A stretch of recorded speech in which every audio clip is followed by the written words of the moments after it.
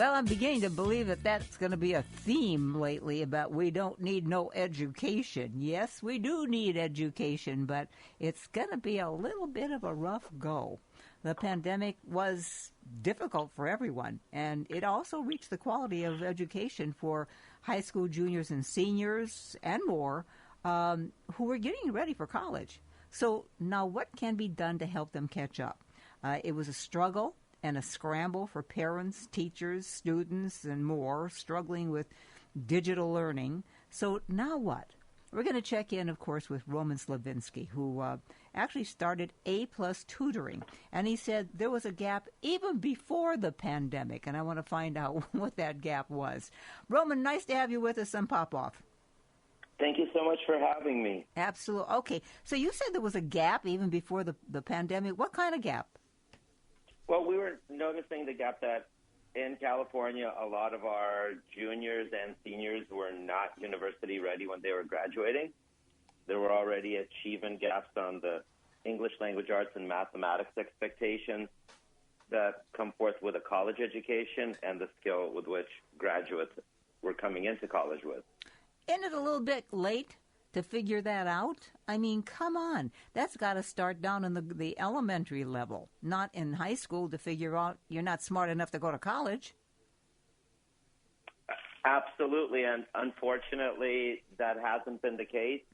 Kids have been just underperforming all the way from elementary school, like you said, and by the time that their 12 years of school are up, they're just not at that level yet of handling rigorous academic curriculum. Yeah.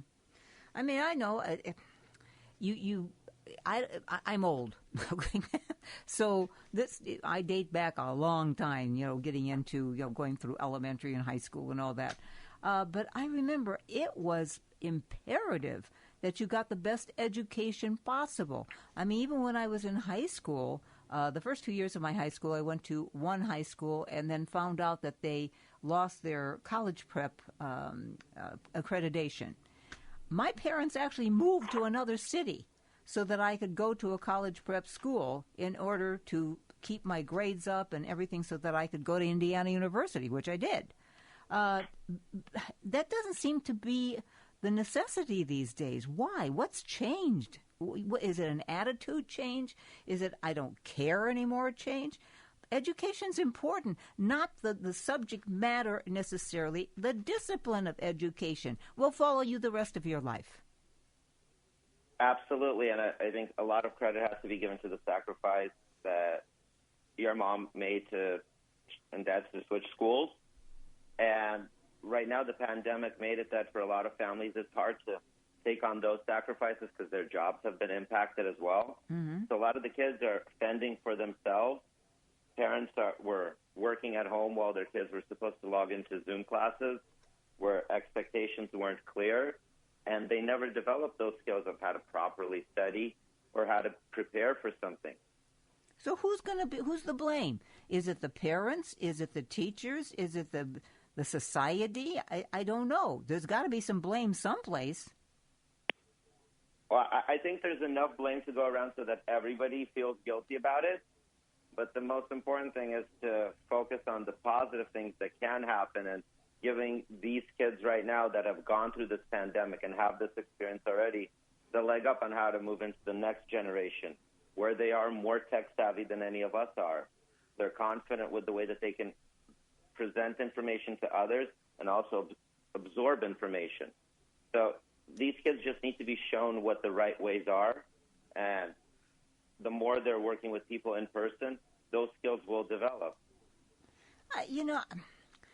Maybe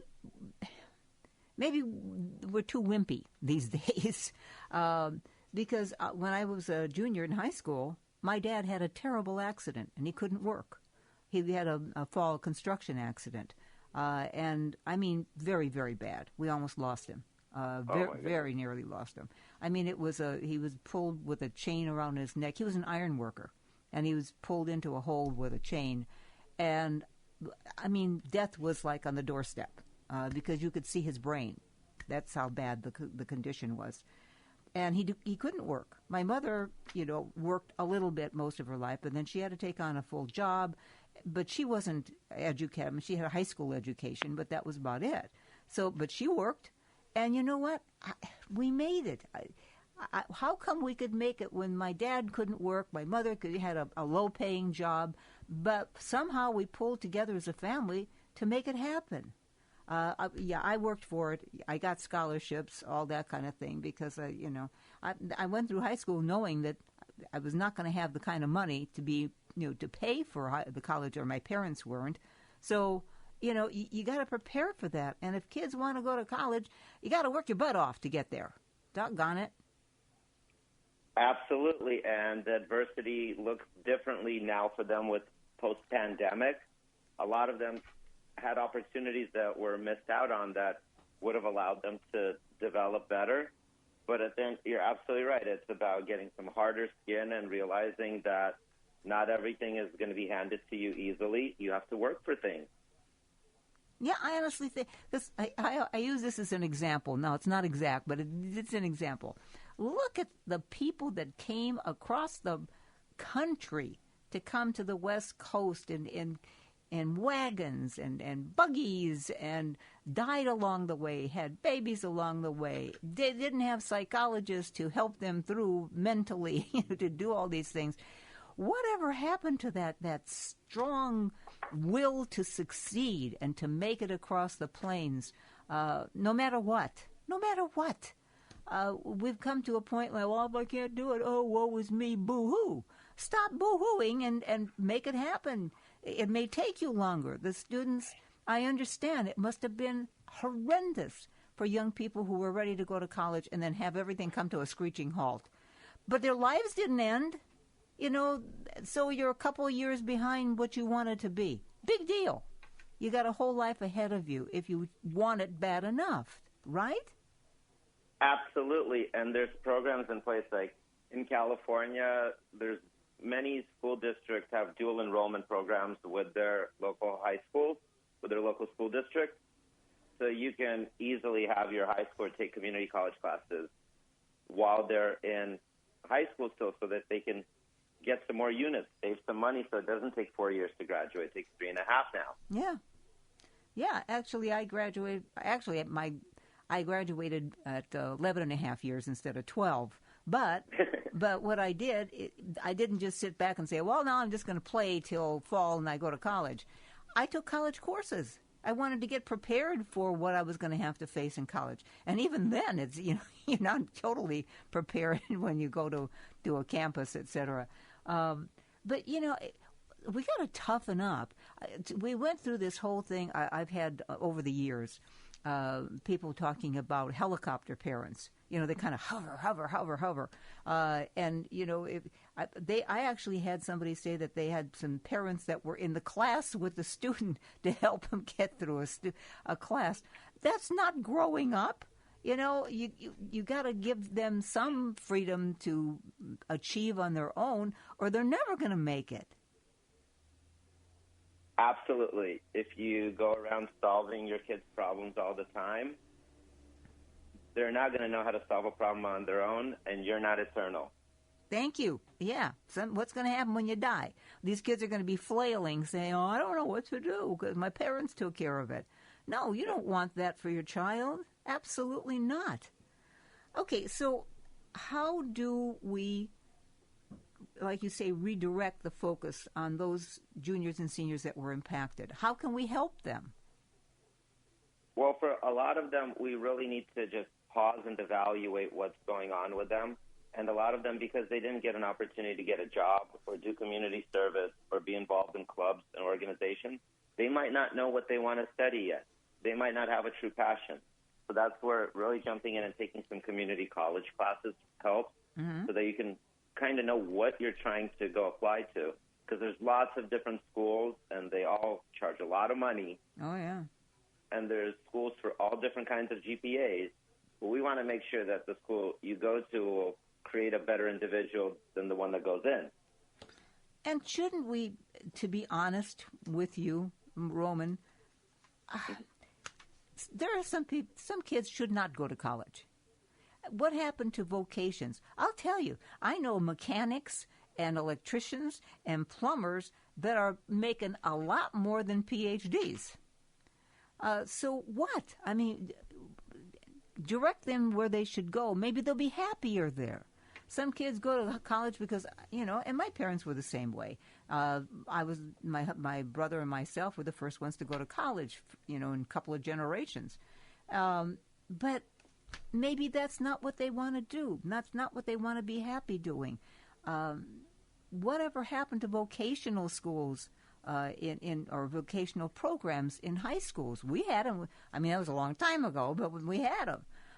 And direct them to where they're going to be the happiest and probably do better financially than some college courses. I mean, taking philosophy in college isn't going to necessarily get you a job. Absolutely. Right? Absolutely. So the lack of vocational programs, that's a public school failure of getting rid of programs that were actually working and providing kids with useful skills that were outside of the core curriculum. What's happening right now is we're seeing lots of organizations, especially in tech, providing free classes so that people can get certified in their specific program. Excellent. You don't need a degree for it. Right. You don't need any background knowledge. You enroll and you get a certification, and that makes you employable. See, doesn't that make good common sense? That's the thing about common sense. It's not always common. Yeah. Boy, ain't that the truth. But seriously, I've seen this happen again and again. PhDs are driving cabs. Others that are, with things like electrical or plumbing or mechanical, or they're making a good living. Isn't that what you strive for, is to make a good living, but also to be happy in what you're doing? A lot of kids go to college, they don't even know what they want to do. First couple of years, you take a lot of electives, or requirements, and you kind of get an idea. Why spend that kind of money to figure out what you want to do? Come out, do some work, try a few things, and then focus in on what you want to do when you want to go to college. Absolutely, and I couldn't agree with you more. Gee. So how do we persuade? Education, I don't know. We have a high school that's about 3-4 blocks away from where we live. Now, during the pandemic, obviously, it was pretty much closed down. But they're back. They're going to school, and they're walking down the street. And this gets to this technology thing, okay? With their phones in their hand, and they're not talking to each other, Roman. They're texting each other. Whatever happened to eyeball discussion, learn about life, not looking at social media and thinking everything on social media is the gospel truth, because it's not. And how do we get to those kids to let them know that? Or is it up to the parents? Is it up to the teachers? I don't know whose responsibility it is. It's everybody's responsibility, because we have to look at these kids as our future, and we want them to be well-rounded. We want them to be capable of communicating via technology, because that can allow them to communicate with people that are all over the world. Mm-hmm. And we want them to be able to collaborate in person with their close peers, so they're successful in project-based learning and being involved as part of a group. So those are the things that traditional school has to do a better job of presenting, even though there's a big push to make everything more tech capable. The one-on-one instruction is really what makes a person grow as a student, because somebody's holding you accountable there. Yes. And that one person, hopefully, is a good enough teacher that they really care about what's happening. They're not just there to follow the curriculum and babysit. They're there because they want their students to learn and to be successful and to be the better person for the next generation. It doesn't end here. It's going to go on and on. And I think that one-on-one is so important. I know we had to go through to digital learning, and because there was a reason for it. There was a pandemic. Okay, so you got through it. Now, hopefully get back into the classroom, because I can't imagine going through all the grades and never doing a one-on-one with a teacher or a parent, mainly a teacher, because your parent, sometimes you don't listen to your parent, but you would listen to a teacher who's been successful at what they do. Don't you agree? I think kids will most likely listen to anybody that's not a parent. Yeah, thank you. Yeah, you're right. You're right. You're so right. And sometimes they listen to the people they shouldn't. But that's being a kid too, I guess. Yeah. But that's the parent's responsibility to make sure that their child has as much support around them as possible of positive role models. Yeah. Positive examples. And I understand that technology is paramount at this point. One thing that I do wonder about, and because I'm sitting in a studio and I'm running my show with 3 computers, so I have some technology. I mean, a teenager could probably run circles around me with technology, because they had it in their hands since they were 2 or 3 years old, maybe even younger.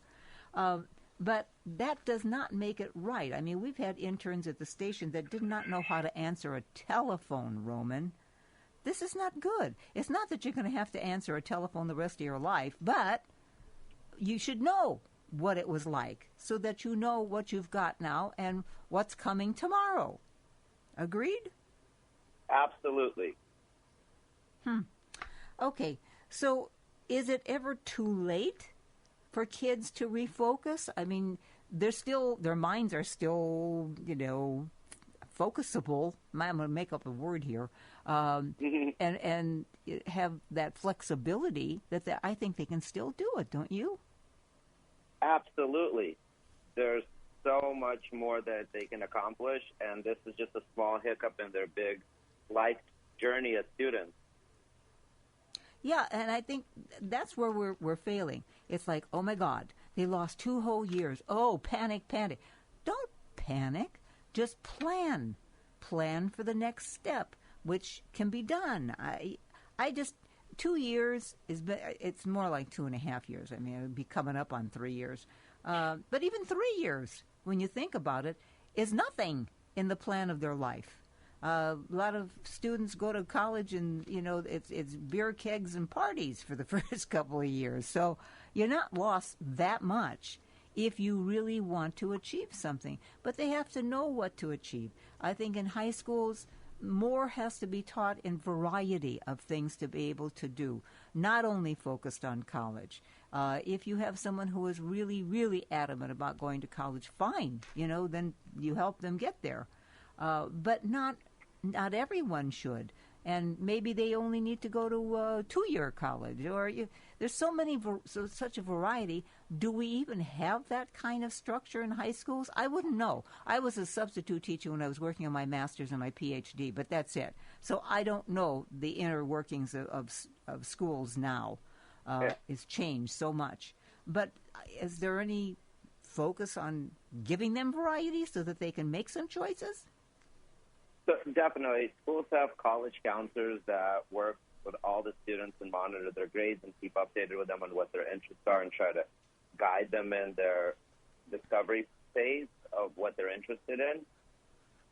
But by no means does it mean that every child is taking advantage of it. By the time that a student is graduating, they will 100% they've been exposed to the different options. Here's the community college route. Mm-hmm. Here's the state universities, here's the UC universities, and here's private schools that are out there. Yeah. In terms of other vocational careers, it's a hit and miss with what's presented and what's available. Yeah. And see, I think they need the whole scope. They need across the board everything to challenge them, to get them to try different things so that they can figure out who they want to be when they grow up, for God's sakes. Yes? Definitely. Yeah. Definitely. So they're not changing majors so many times. Yeah, I've seen that happen so much. When I was in school, they were, what are you majoring in? Oh, I'm going to major in business. Why? Because I want to make money. yeah, is that going to make you happy the rest of your life? And inevitably, a lot of them graduated with a business degree, and they go out and they're so doggone unhappy, Sometimes they go back to school. Sometimes they just completely cut off what that major was. Now, I think education for itself is important because, as I said at the beginning, it teaches you discipline. It's not only the subject matter. It's the discipline to learn, the discipline to find information, the discipline to, kind of open up your mind to the possibilities. And even with the computers, yes, computers are wonderful, but I don't want them taking away creativity and imagination because it's so much easier, and I fall prey to it myself.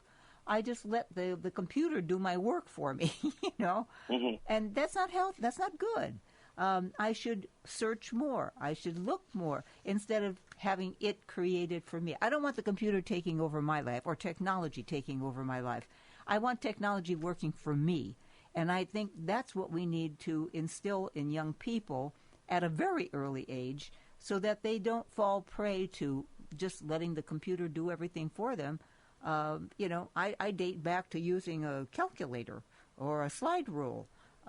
That doesn't exist anymore. The computer can do it for you. Well, but do you understand the concept behind it? And the answer is no. Right? Correct. So I was just thinking, like the calculator example, we want kids to know the foundational skills, to be able to solve them without the technology. But then when it's more complex problems, we want them to use it as a tool. There you go. Using technology as the tool, not as the brain. Crutch. Yeah. And, because I remember the one teacher that, I don't know why, but he's stuck in my mind, Mr. Dillmore. He was my algebra teacher in high school. And I loved math to a certain extent. But he would always say, and this is the simple one, A plus B equals C. But why? He always asked, why? Figure out why this is happening or what this formula is and the basis of the formula. And then after that, you can say A plus B equals C. And that teaches you to not only do it in math, but every aspect of your life, to search the why behind everything. And that's what made me successful in doing talk shows. I'm curious. I say nosy, but curious. I want to find out the whys behind the subject matter. But that was because he gave me that desire to know why instead of just, well, here's the answer. Because that's the easy part, and the computer can answer almost anything these days. But that does not make you a smarter person or a better person. Correct. The computer gives you the tools. You want to research it so that you can understand the why. Thank you. Exactly. But that, again, that's got to start early. That doesn't start, when you're a senior in high school. I'm not saying it's too late, but you got a long way to go if you're waiting for that long time. Now, do you have a website, by the way? Yes, we do. It's wetutorathome.com. Fantastic. And you started A1 Tutoring. Is the information at that website about A Plus Tutoring? Yes, it's our company, A Plus Tutoring, and it's wetutorathome.com. Terrific. Well, thank you so much for taking the time to be with us. I don't know if we solved any problems, but maybe got a few people to think about it. Thanks so much for having me. It was a pleasure. Right back at you. And take good care now. Yeah, and if any of your viewers have any questions, they can request a free consultation with me on the website. Excellent. Thank you so much. Thank you. Be well. Once again, that's Roman Slavinsky, making up for time. We can do it.